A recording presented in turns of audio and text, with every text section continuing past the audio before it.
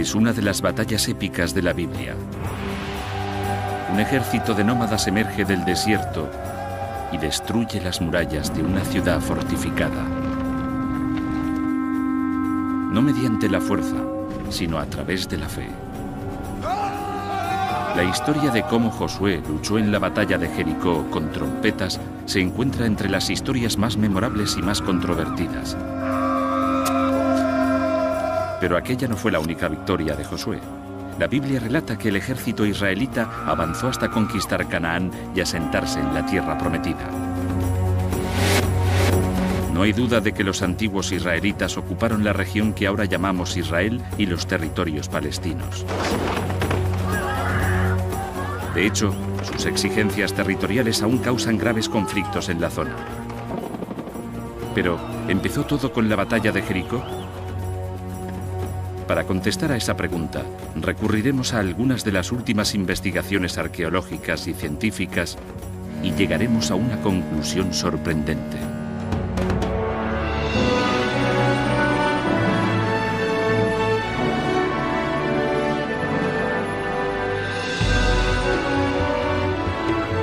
Misterios de la Biblia. Las murallas de Jericó.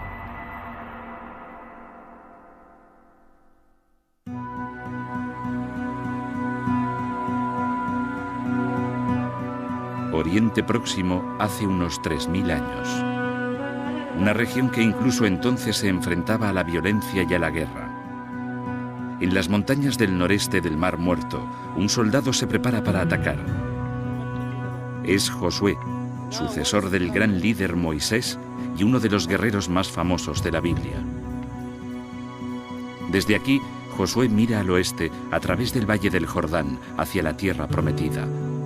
Aquí fue donde vivió su ancestro Abraham, y Josué cree que debe instalarse allí también. Pero hay un problema. La tierra ya está ocupada por los habitantes de la zona, los cananeos. Josué tendrá que luchar por ella. Aunque no está solo, lidera a unas 150 personas, hijos de esclavos hebreos que escaparon de Egipto. Estos han pasado 40 años caminando por el desierto, ahora se preparan para la guerra.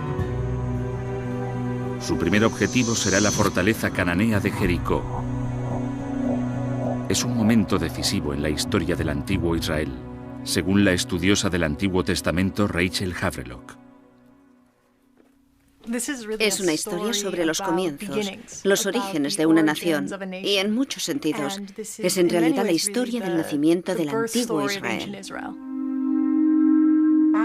Y la batalla de Jericó es solo el principio. El principio de una guerra santa en la que Josué y los israelitas derrotan rápidamente a los cananeos y los matan. La historia es sorprendente y aún no ha acabado. La guerra de Josué continúa hoy en día. Por un lado están los palestinos, que dicen ser descendientes de los cananeos, y por otro los israelíes, que dicen ser descendientes de los israelitas. Y los dos siguen intentando recuperar la misma tierra, así que lo que pasó hace 3000 años sigue ocurriendo en la actualidad. Pero si Josué mató a los habitantes de Canaán y ocupó su tierra, debió de dejar pruebas.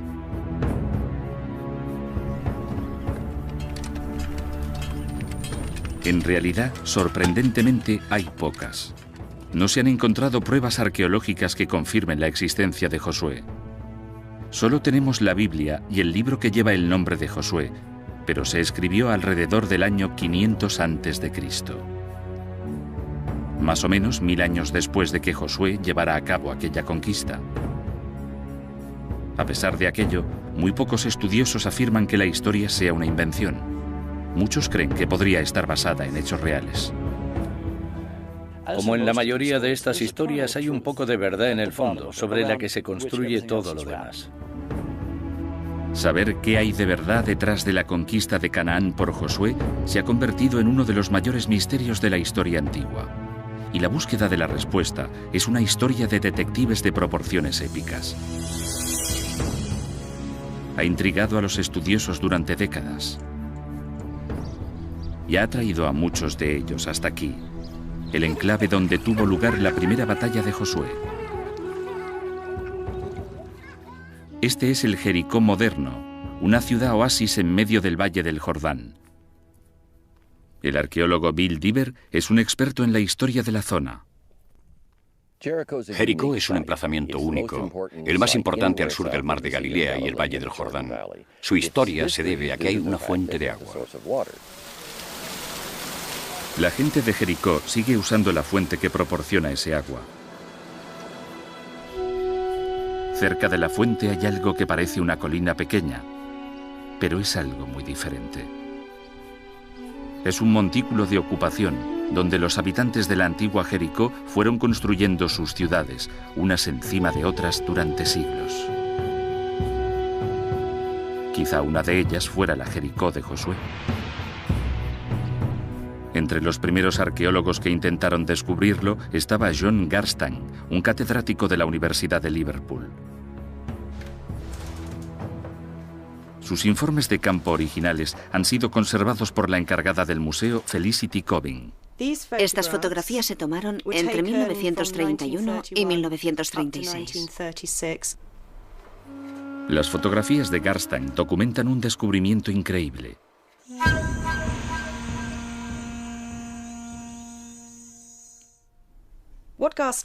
Lo que descubrió Garstang, que según él creía estaba directamente relacionado con la historia bíblica de la conquista de Jericó por Josué, fueron dos fuertes muros defensivos paralelos en la cima de la colina de Jericó. Ladrillos de barro muy profundos y evidentemente muy resistentes. Usando fragmentos de cerámica como pruebas, Garstang puso fecha a estos muros de ladrillo. Año 1400 a.C., exactamente la época en la que la Biblia sugiere que tuvo lugar la batalla de Jericó. Es más, los escribas que copiaron la historia afirman que la ciudad que atacó Josué estaba muy fortificada. Y eso fue lo que encontró Garstang.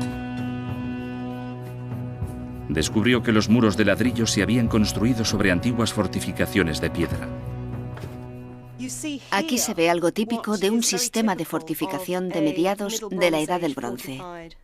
Un muro de contención que ayudaba a sostener los lados del montículo. El muro tenía al menos 4,5 metros de altura. En lo alto había una primera pared de ladrillos.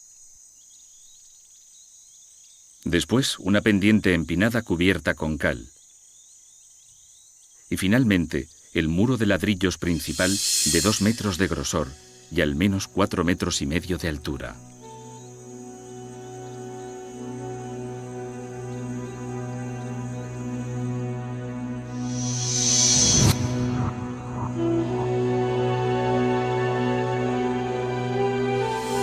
Para un ejército invasor, el antiguo Jericó debía de ser una visión desalentadora, amenazante, elevada 15 metros sobre el valle.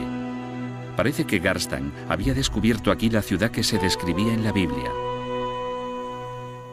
Garstang descubrió o pensó que había descubierto las auténticas murallas que había derribado Josué, y aquello era lo que daba titulares. Las pruebas arqueológicas sugieren que la historia no es solo un mito. Pero eso no es todo. En la Biblia también hay pistas. El libro de Josué contiene el relato creíble de una antigua batalla, según el arqueólogo e historiador militar Eric Klein. En cuanto a la historia, es totalmente plausible que Josué quisiera atacar Jericó. El hecho de que Jericó fuera un oasis lo convertía en un lugar extremadamente valioso, con provisiones de comida y bebida. Además, está de camino a las tierras altas centrales. Si quieres hacer esa ruta, tienes que atacar Jericó. No hay manera de evitarlo.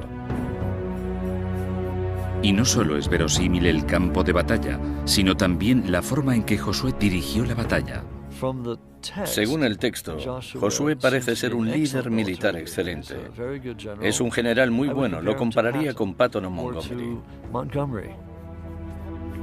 Como esos generales en la Segunda Guerra Mundial, la historia relata que Josué basó su estrategia en un punto clave: la inteligencia militar.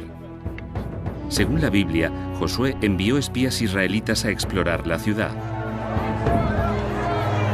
Sus soldados se infiltraron con éxito en Jericó, pero entonces hicieron algo inesperado.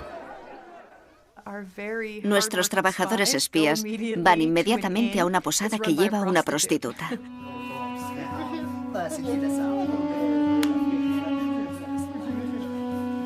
Puede que eso no sea tan extraño. Las inscripciones antiguas revelan que los burdeles eran las pensiones de la antigüedad. Eran el sitio ideal para mezclarse con la gente y para reunir información sobre el enemigo. ¿Quién mejor que una prostituta o chica de alterne? Averiguaron rápidamente lo que necesitaban saber. Hasta entonces, las acciones de los israelitas parecían plausibles. Jericó era un objetivo estratégico. Usar espías, una estrategia clásica. Pero, ¿y la gente que vieron los espías allí dentro? Por el tamaño de la antigua Jericó, probablemente había 1.200 habitantes, hombres, mujeres y niños que la historia llama cananeos. Nuevamente, la historia de la Biblia concuerda con los descubrimientos arqueológicos. Buscando en las afueras de Jericó, los excavadores encontraron algo extraordinario. Tumbas. Contenían esqueletos de 3.500 años, esqueletos cananeos enterrados con sus objetos funerarios, que unían a la gente de Jericó con un mundo más grande, en una verdadera cultura cananea, cuyas ciudades se extienden por lo que hoy es Siria, Líbano, Israel y Jordania. Pero según el arqueólogo Jonathan Tapp, se saben más cosas de los cananeos históricos de lo que dice la Biblia. Creo que mucha gente que se guía por la imagen bíblica ve a los cananeos como gente malvada. No lo eran. Eran gente muy urbana y sofisticada. Y lo sabemos por las joyas, el metal e incluso las ollas y sartenes de la vida diaria, que por lo general eran muy refinadas. Les gustaban las cosas buenas de la vida. La arqueología ha revelado que los cananeos fueron los primeros en usar un alfabeto. Un sistema de 40 letras que reemplazó el viejo lenguaje de signos llamado cuneiforme. Y eso condujo a la escritura que usamos hoy. Los cananeos eran grandes comerciantes. Estaban influidos por otras civilizaciones tan lejanas como Grecia y Egipto. Algunas de las joyas son hermosísimas. Esta es interesante porque tiene forma de capullo de loto, lo que muestra una gran influencia egipcia. La historia omite estos detalles positivos. No es sorprendente. En la Biblia, los cananeos son los grandes enemigos de los israelitas. Los espías de Josué debieron de tener muchas cosas sobre las que informar. Pero como en muchas operaciones militares, su misión era arriesgada. La Biblia relata cómo el gobernador de Jericó se enteró de que la prostituta llamada Rahab cobijaba a los espías. El dirigente de Jericó intentaría encontrar a esos espías estuviesen donde estuviesen. ¿Por qué sabe o cree que están en casa de Rahab? Supongo que tenía su propio servicio de inteligencia.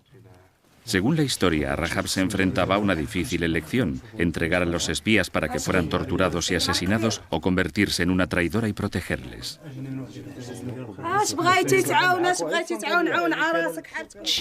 Les dijo a los espías que sabía que Israel conquistaría aquella tierra. Sabía que Dios les había prometido aquella tierra. Y Rahab se encargó de toda la situación. Escondió a los espías en sus reservas de cereales, en el tejado. Unos minutos después llegaron los soldados cananeos. Pero Rahab consiguió convencerles de que los espías ya se habían marchado y mandó a los soldados a buscarles.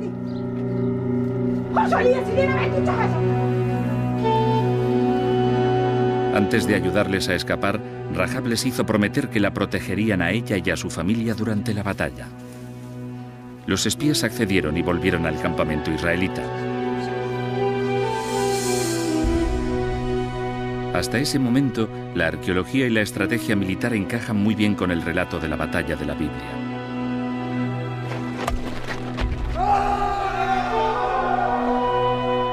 Pero la parte esencial de la historia la constituye el avance de Josué hacia Jericó y el uso de las trompetas para conquistar la ciudad.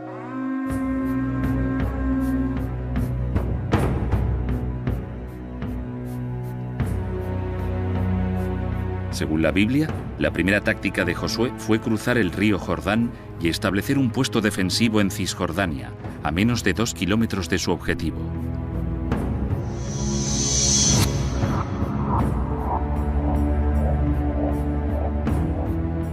Lo que hizo a continuación debió de sorprender a todo el mundo.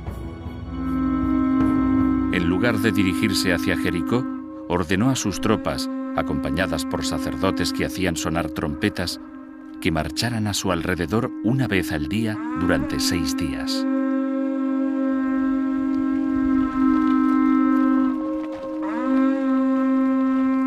Es una táctica extraña. Quizá aquí la realidad deja paso a la ficción, o quizá no. La historia narra cómo otros ejércitos usaron la misma estrategia. Sabemos que los romanos en algunas ocasiones se dirigían hacia la ciudad y después se alejaban de ella. Se acercaban y se alejaban, iban y venían para calmar a los habitantes y que tuvieran una falsa sensación de seguridad en la que no sabían qué iba a pasar. Marchar alrededor de Jericó podía tener sentido, pero el propósito de los instrumentos de acompañamiento sigue siendo un misterio. Salvo que haya una pista aquí, en esta sinagoga. La religión judía encuentra sus raíces en los primeros israelitas y las trompetas siguen figurando en sus rituales actuales. Pero no las trompetas modernas que conocemos, según el músico Alan Friedman. Este sería el tipo de trompeta que habrían usado los sacerdotes de Jericó. Es el cuerno de una cabra de montaña, también llamada carnero.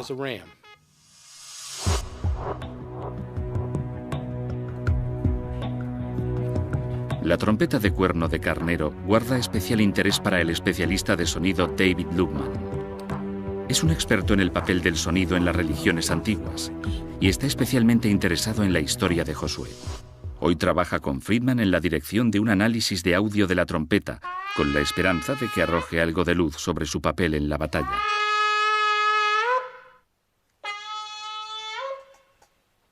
De vuelta en su laboratorio, Lubman analiza los resultados. Sabe muy bien que el sonido puede tener un uso militar. Durante la guerra de Vietnam, el ejército estadounidense reclutó a Lubman para construir una cámara de pruebas de sonido donde pudieran recrear niveles de sonido de alta intensidad. Una vez, un experimento salió mal. El cierre hermético de la cámara de pruebas falló. El sonido se escapó, con dramáticas consecuencias para uno de los técnicos del laboratorio.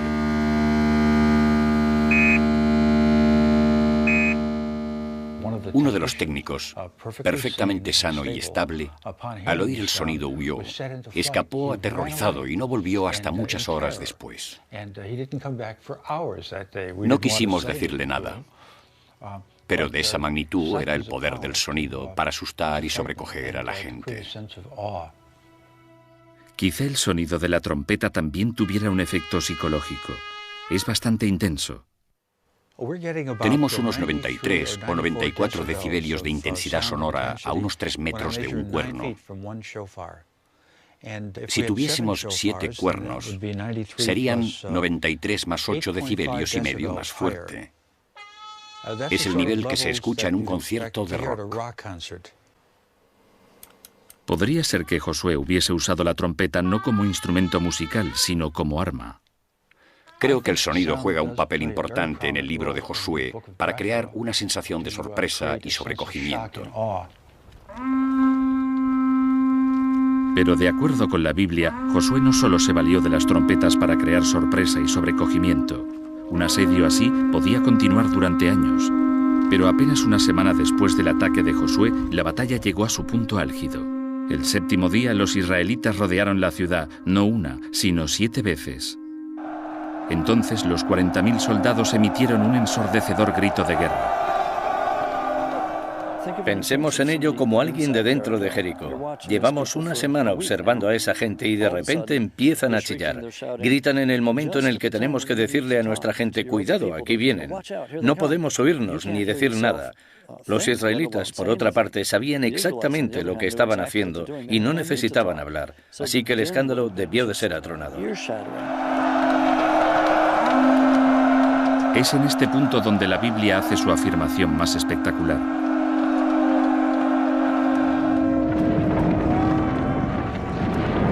Ese escándalo, que iba en aumento, hizo que se derrumbaran los ladrillos de los muros de Jericó, lo que permitió a las tropas de Josué trepar por encima de los muros caídos para atacar a los soldados cananeos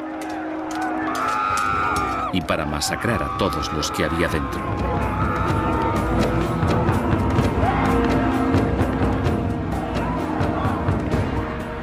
Aparte de Rahab y su familia, mataron a todos los habitantes de Jericó.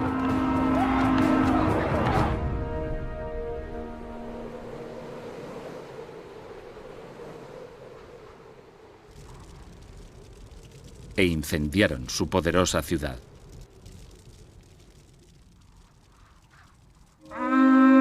Pero aunque el sonido podría haber aterrorizado y confundido a los habitantes de Jericó, no pudo haber demolido sus murallas. ¿O sí?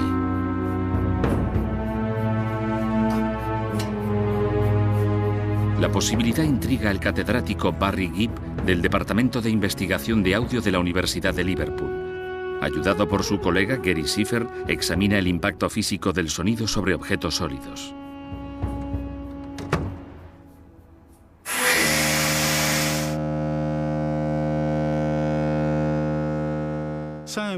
El sonido puede destruir estructuras.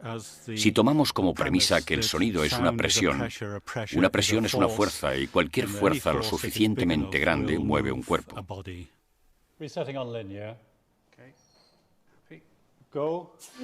Gibb y Schiffer están haciendo experimentos para entender el principio científico exacto que se oculta tras el fenómeno. Lo que hago es poner polvo en el embudo. La idea de este sencillo experimento es ver si la energía del sonido puede hacer por sí sola que se mueva el polvo.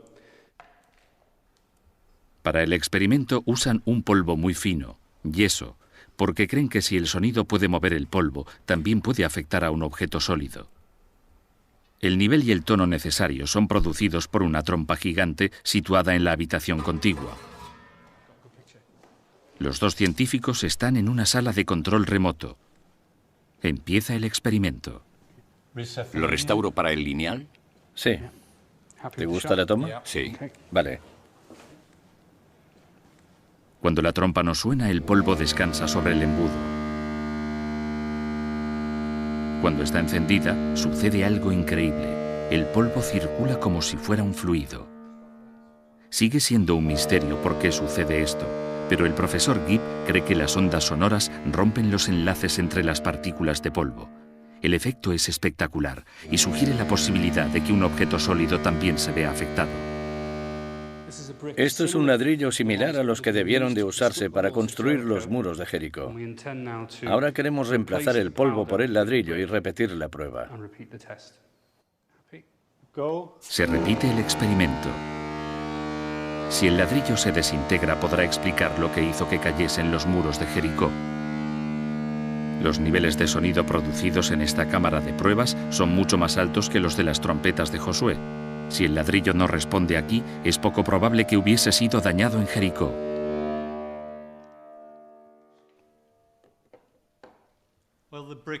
Bien, el ladrillo no ha sufrido alteraciones en este experimento preliminar. Las partículas de la superficie parecen no haberse movido.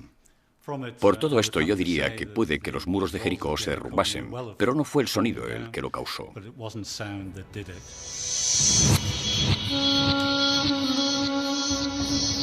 Claro que el hecho de que el ladrillo no se haya visto afectado por estas pruebas no significa que los muros de Jericó no cayeran, ni que la ciudad no se saqueara ni incendiara. Ni mucho menos. Tal y como revelaron las excavaciones de los años 30 de Garstang, los muros que Garstang pensó que estaban relacionados con la conquista de Josué mostraban claras señales de daños y destrucción, como se puede ver en algunas de sus fotografías. La arqueología también apoya otra de las afirmaciones de la Biblia, que Jericó fue incendiado.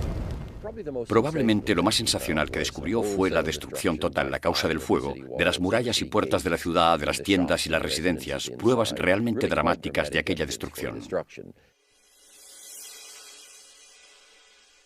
Ahora está claro que el sonido de las trompetas por sí solo no podría haber causado tal devastación. Aún así, muchos de los detalles encajan. Los documentos arqueológicos parecen concordar notablemente con el destino de Jericó que se describe en la Biblia. Pero si las trompetas no derrumbaron los muros de Jericó, ¿qué lo hizo? Quizás haya una pista al principio de la historia.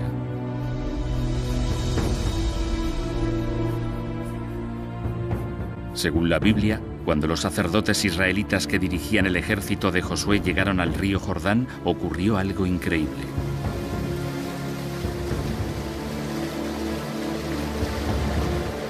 El nivel del agua descendió.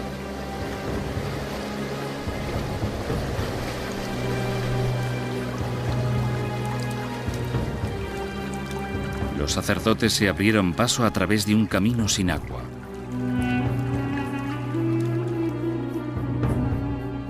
Fue un momento milagroso, pero no el único. El río Jordán también dejó de fluir en julio de 1927, y estas fotos de la época nos explican por qué.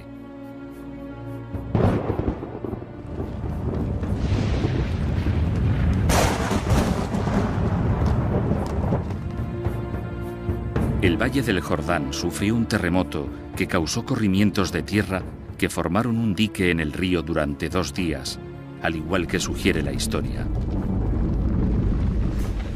Es más, los sismólogos creen que un terremoto también podría haber sido responsable de la destrucción de Jericó.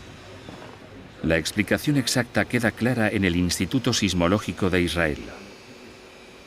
Aquí, los ordenadores registran las lecturas de unos sensores repartidos por todo Israel, Cisjordania y Jordania. Vigilan una gran falla que corre a lo largo del Valle del Jordán, una falla que ha causado fracturas menores, una de las cuales discurre justo bajo el muro oriental del antiguo Jericó, haciéndolo especialmente vulnerable a la actividad sísmica. Y hay evidencias arqueológicas que sugieren que en la ciudad se dieron terremotos no una, sino muchas veces, como descubrió el arqueólogo John Garstan. Jericó sufrió terremotos importantes en más de una ocasión.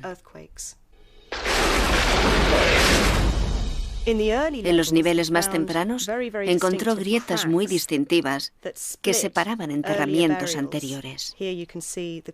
Aquí se ve que la grieta cercenó la cabeza de este sujeto. Pero si el daño de los muros de Jericó lo causó un terremoto en lugar del sonido, ¿dónde deja eso a Josué y a su ejército? ¿Quizás el terremoto devastó la ciudad en el mismo momento en que los israelitas la atacaban? Es increíble, pero es lo que sugerían las pruebas de Garstan. Garstan encontró pruebas de daños causados en los muros por un terremoto que él asociaba con la conquista de Josué. Pruebas muy claras de daños causados por un terremoto. Pilas de ladrillos, reparaciones y un desorden general de los elementos de construcción. Los descubrimientos de Garstan parecen confirmar casi todos los detalles del relato bíblico. Parece que Josué conquistó Canaán tal y como dice la historia. Pero hay un problema. En los años 50, otra arqueóloga británica siguió a Garstan hasta Jericó, y fue entonces cuando empezaron los problemas. Dicha arqueóloga era la renombrada experta Kathleen Kenyon. Se interesó por Jericó cuando John Garstan le pidió que examinara sus descubrimientos. En 1952, Kenyon inició su propia excavación épica. Kathleen Kenyon pudo examinar al detalle las fases tan complejas de la ocupación de Jericó. Pudo ver muchas cosas que se le habían escapado a Garstang. Lo que Garstang había pasado por alto eran pruebas importantísimas que contradecían su fecha de la destrucción de Jericó. En lugar de caer en el año 1400 a.C., como creía Garstang, Kenyon concluyó que los muros se habían derrumbado 150 años antes, en el año 1550 a.C. Si ella tenía razón, Jericó ya estaba en ruinas mucho antes de que Josué pudiera salir de Egipto. Un terremoto pudo destrozar sus muros, pero no coincidía con el ataque de Josué, como Garstang había pensado. Y ese no es el único problema al que se enfrenta la versión tradicional de la heroica conquista de Josué. Si los israelitas hubieran llegado a Jericó en el año 1400 a.C., las excavaciones de Kenyon se habrían encontrado con una ciudad muy diferente a la descrita en la Biblia. Las defensas habían caído en desuso. Estaba totalmente indefensa. Había muy poca población. Para ser sincero, no habría sido una gran conquista. Pero si la batalla de Jericó era innecesaria, hay que preguntarse por qué la llegada de los israelitas se describe como una conquista. La Biblia dice que la invasión de Josué no se limitó solo a Jericó. Destruyó también otras ciudades. Los expertos que excavaron esos lugares al final se encontraron con problemas similares. La arqueología muestra que la mayoría de lugares que se supone que fueron conquistados por los israelitas ni siquiera estaban habitados en aquella época, y los lugares en los que hemos encontrado indicios de destrucción no son los mencionados en el texto bíblico. Parece que la arqueología ya no apoya la historia de Josué. Y cualquier duda que hubiera podido quedar se desvaneció cuando los historiadores se dieron cuenta de que ningún ejército israelita, por poderoso que fuera, podría haberse deshecho de los cananeos. En el año 1400 a.C., las fuerzas egipcias habían convertido Canaán en parte de su poderoso imperio dorado. Los egipcios no iban a permitir que Josué invadiera su territorio. Es inconcebible que el antiguo Israel se estuviera desarrollando en el momento en que el imperio egipcio estaba en pleno apogeo. No tiene ningún sentido. De hecho, casi todas las pruebas desenterradas desde los años 50 han revelado una gran discrepancia entre la historia y la Biblia. Jericó era un pueblo, no una ciudad amurallada. No hay más señales claras de las batallas de Josué. Y Canaán era una colonia egipcia. Histórica y arqueológicamente apenas hay pruebas de destrucción, y desde luego no las hay en el siglo XV a.C., cuando, según la cronología bíblica, tuvo lugar dicha destrucción. Creo que podemos decir con seguridad que casi ningún arqueólogo o estudioso bíblico actual cree literalmente la historia de Josué y la caída de Jericó.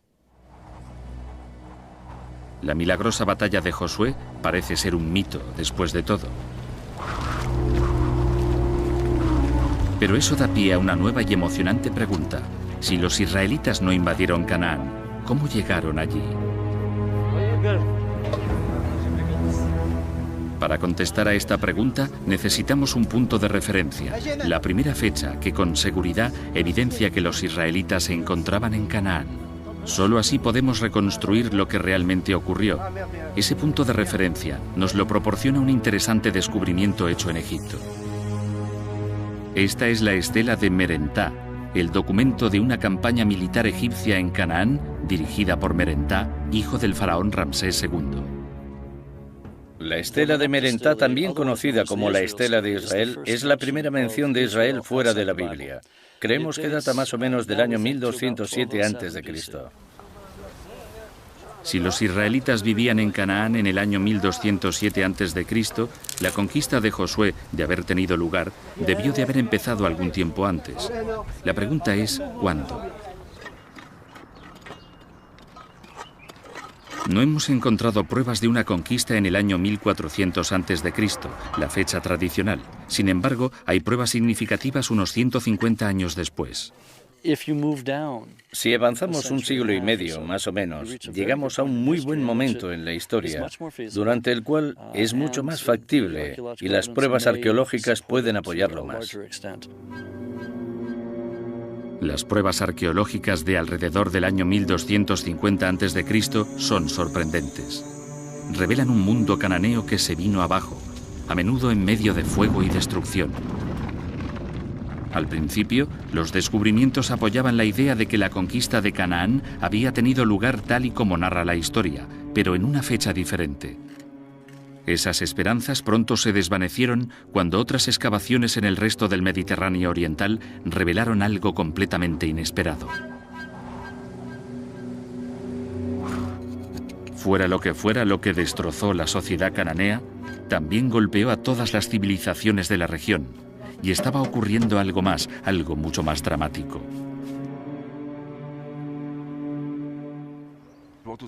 Lo que sucedía en realidad era una de las mayores revoluciones en la historia del mundo. La total aniquilación del mundo antiguo y la aparición de algo completamente diferente. La causa de la catástrofe es un misterio. Pero una nueva idea muy controvertida que la explica puede revelar también cómo tuvo lugar la conquista de Canaán en realidad. La teoría tiene que ver con la destrucción. No la destrucción infligida por un general militar, sino por la madre naturaleza. La idea también tiene que ver con terremotos.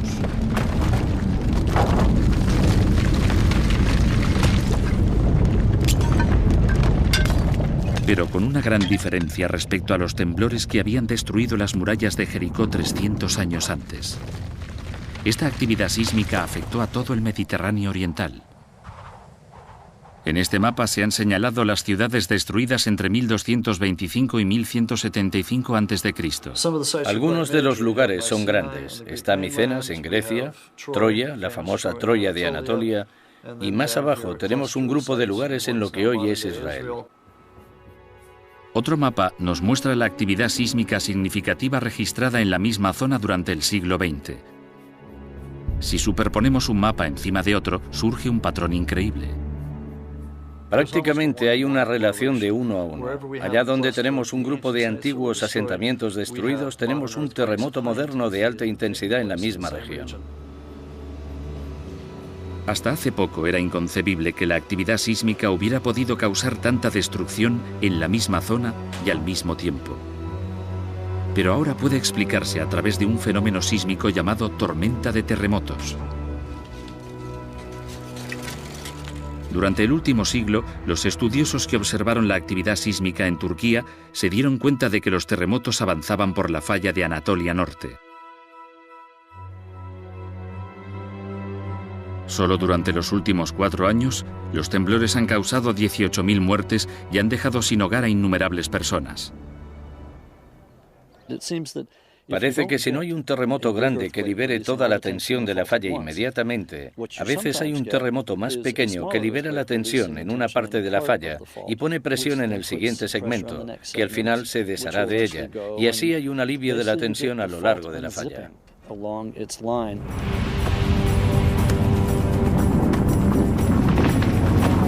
Klein sugiere que hace 3.000 años una tormenta de terremotos se desató no solo en el Valle del Jordán, sino a lo largo del Mediterráneo oriental con consecuencias catastróficas.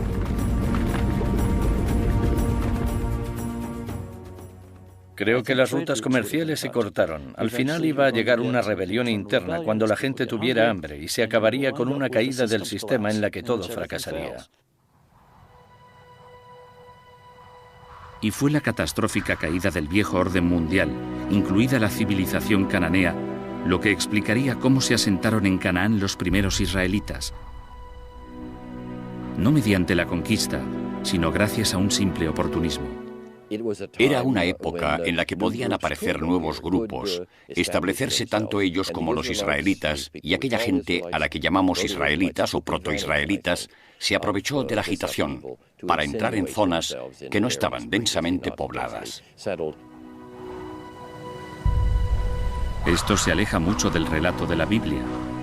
Pero si Josué y los israelitas entraron en la tierra prometida, así, por infiltración más que por conquista, en los documentos arqueológicos tendrían que aparecer señales delatoras de un nuevo pueblo. Al principio no había tales pruebas. Durante los años 80, unos arqueólogos que excavaban las tierras altas de Israel y Cisjordania empezaron a encontrar lo que buscaban. Restos de cientos de pequeñas comunidades granjeras muy distintas a los edificios cananeos conocidos.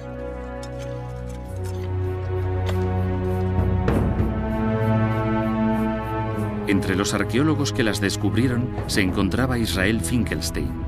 Nos llevó al pueblo de Isbet Sarta, 8 kilómetros al nordeste de Tel Aviv. Un pequeño yacimiento que había excavado por primera vez hacía 25 años. El yacimiento está cubierto de vegetación, pero aún se pueden ver algunos de los edificios. En particular, la silueta de un nuevo tipo de vivienda, una granja de 4 habitaciones totalmente diferente a la arquitectura cananea. El edificio está aquí. Tiene un patio central en el medio y 2 pasillos a los lados. Estaba rodeado de silos para guardar cereales y había más edificios en las afueras. Las pruebas que sugieren la idea de que los nuevos habitantes eran israelitas y no cananeos se encuentran en su dieta. Durante el período que los arqueólogos llaman la primera edad del hierro, no había rastros de huesos de unos animales comunes en Canaán, pero prohibidos en la Torá, los cerdos. Vemos algo interesantísimo y nuevo en su comida, en sus prácticas culinarias. Esta gente de las tierras altas al principio del hierro no comía cerdo.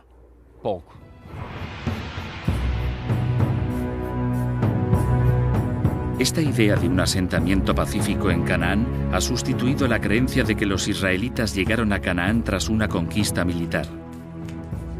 Pero como consecuencia de esta conclusión, los arqueólogos empezaron a ponderar una situación nueva y aún más notable. ¿Y si en realidad los antiguos israelitas no hubiesen llegado nunca a Canaán? ¿Y si siempre hubiesen vivido allí? Excavaciones posteriores en 4 habitaciones de las granjas sugieren que esta posibilidad es plausible. Existen diferencias entre esta nueva cultura y la de los cananeos. Pero también hay similitudes sorprendentes. Cuando los arqueólogos empezaron a comparar la cerámica de los granjeros de las tierras altas con la de la vieja población cananea, descubrieron algo asombroso. La antigua sociedad israelita era, en muchos aspectos, un reflejo pobre de la sociedad cananea. No era tan elegante ni tan sofisticada, pero era exactamente la misma. En la costa de Siria se encontraron más paralelismos entre las culturas israelita y cananea. Los arqueólogos que excavaban aquí, en Ugarit, descubrieron un archivo de tablas de arcilla que revelaba detalles de la religión cananea. Hay una tabla que narra la historia de un rey cananeo llamado Keret y de sus conquistas militares. Uno de sus métodos para hacerse con una ciudad fue caminar a su alrededor y hacer sonar sus trompetas. Y sorpresa, las paredes se vinieron abajo. Todos estos paralelismos apuntan a una nueva teoría radical que dice que los cananeos y los israelitas no solo eran similares, eran idénticos. Es una idea controvertida, pero parece apoyada por los descubrimientos de las pruebas genéticas.